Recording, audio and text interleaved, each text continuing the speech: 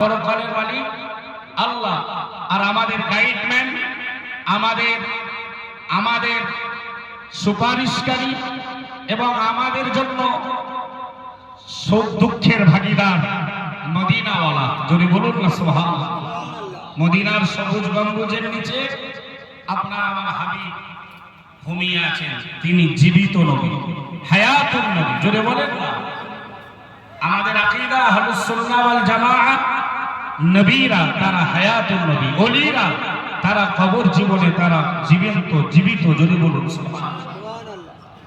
সম্মানিত হাজিরিন, আল্লাহ কোরআন শরীফের মধ্যে বিবরণ দিল, ইন্নাল্লাযীনা ক্বালু রাব্বুনাল্লাহু সুম্মা ইসতাকামু।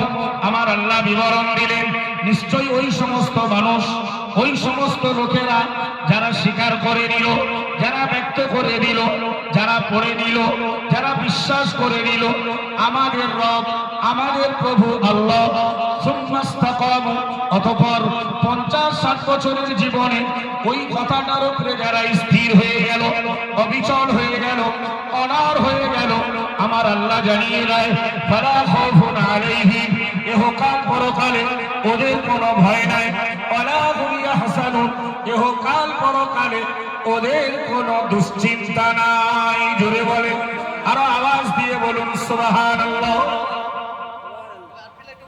যাদের বক্তব্য, যাদের বিশ্বাস আল্লাহ আমাদের রব, কি ভাই আমরা যারা মজলিসে আসি আমাদের সবার বিশ্বাস আল্লাহ আমাদের রব। মানে রব এটা আরবি ভাষা, আলহামদুলিল্লাহি রাব্বিল আলামিন। এই রব কথার অর্থ হলো প্রতিপালক, লালন পালন কর্তা। সুবহানাল্লাহ।